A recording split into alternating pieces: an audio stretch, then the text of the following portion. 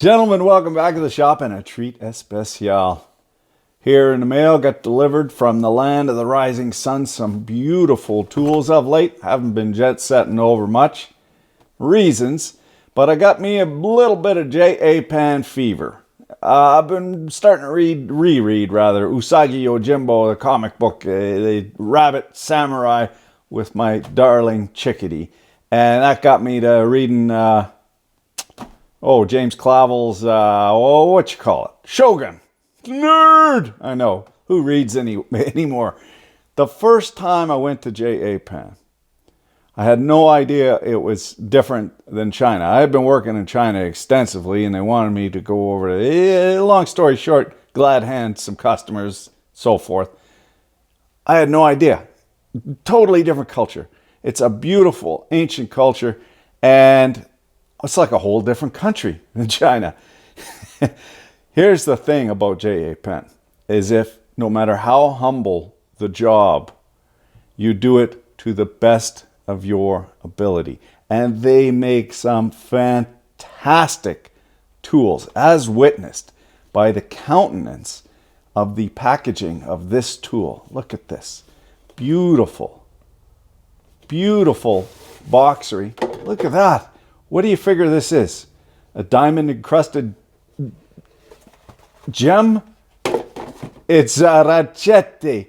Not a single cut edge visible on the packaging. We'll just take this out. Look at this. Die cut, real tight urethane foam on the back side of this. Look at this. Not a single cut edge visible. And some little lighter durometer or higher or lower density urethane foam, open cell, but beautiful. It's incredible. It's incredible the amount of work that they put into the box. Now this Napros, I don't know how to pronounce it, it's purported to be the Fap-Off of J.A. Pan, but from the looks of her, it's quite a bit better than Fap-Off from J.A. Pan. The only thing I noticed, this would be drop forged, this section here. We got a nice little low durometer Buna N grip it so you don't lose it, but they haven't polished this face. You see, that's just drop forged rough. Everything else has been beautifully polished and hard chromed.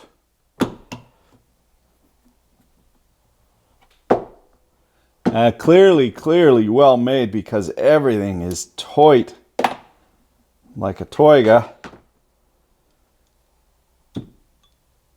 Wow. Check out the teeth on that beauty. Not surprisingly, some injection molded or metal injection molded pawls, dogs, and ratchet assembly.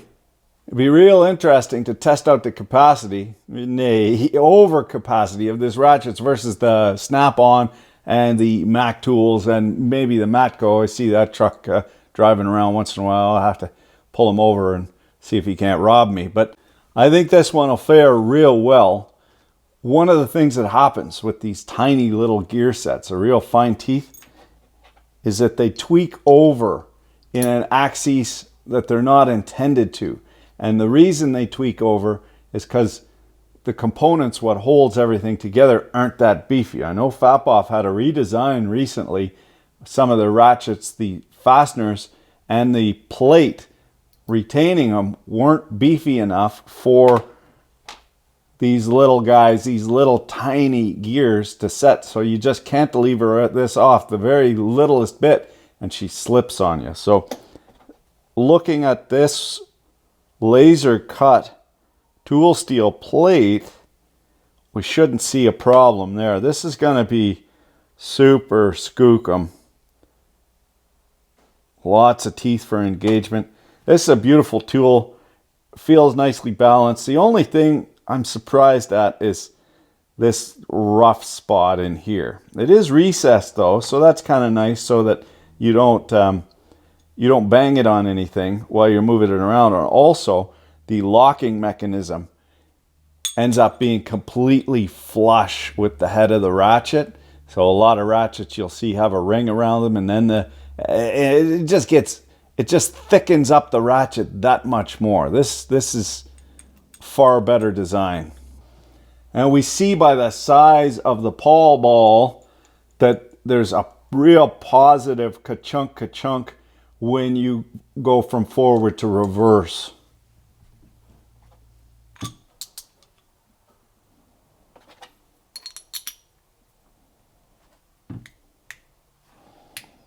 Beautiful tight fit. It's such a tight fit that it won't go in if you're the least bit off kilter. It's got to go in right square.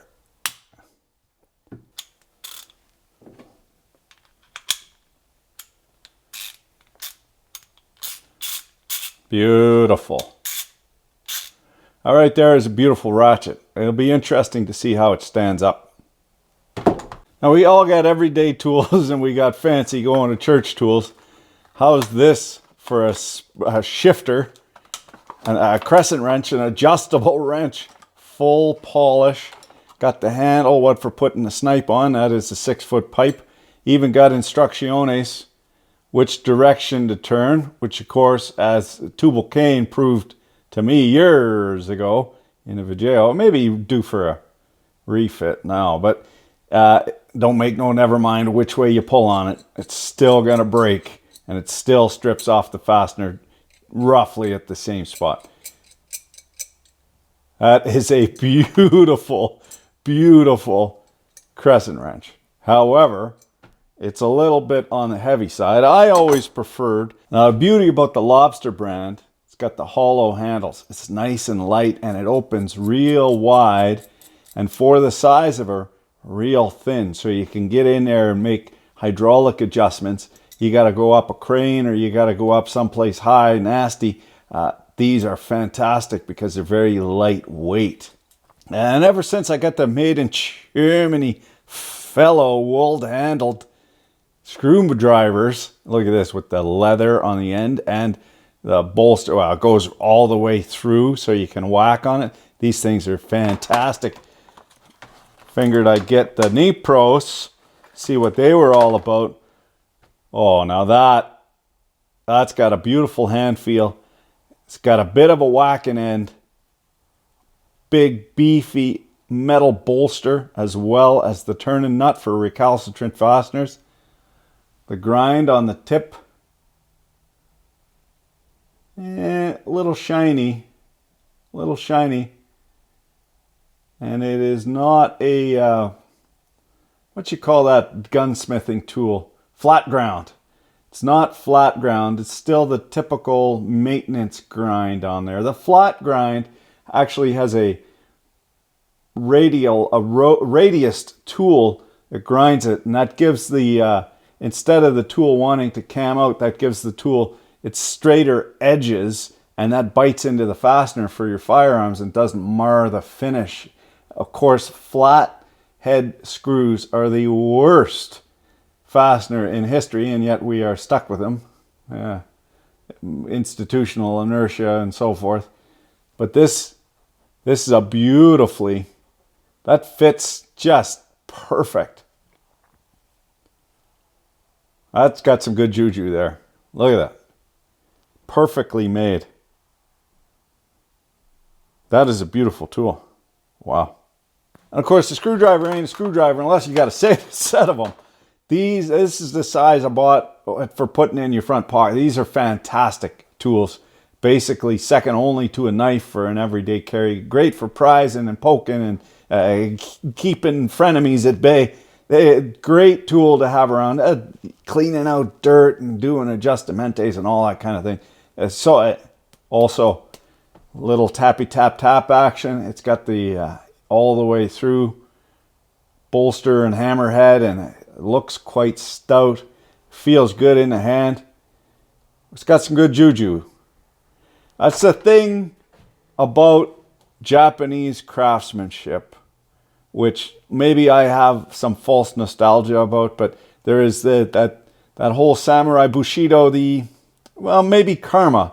You're in this life doing a certain job, you do it to the best of your ability, that's so you can level up and move on to the next job in your future iteration. And that way death isn't nearly as scary, because you know if you done good, you're coming back as something better.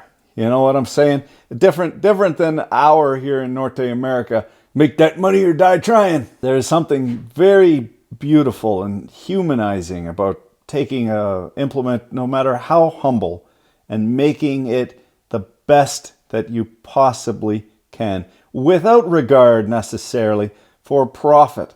How many of these are they going to sell? Probably not nearly as many as the Hazard Fart's going to sell, and probably for less profit. However, this thing's an heirloom. Your daughter will be wearing this down the aisle type deal. It also gives me quite a spankering for a hankering to go with Japan, and Hokkaido should be in ski season pretty quick here. And the last, the KTC. KTC is the fellas what make this Nepros. However, this is like their Sunday best, and this is like their everyday. Look at the girth on that one. It's got the perfect handle for hitting with a sledge. Yeah, look at that. That's a beautiful tool as well. Ugly in its beauty. What you can tell, I'd be hard pressed to break that half in two. Tools from J.A. Pan. A beauty, a bonny, and a joy forever. Thanks for watching. Keep your dick in a vice.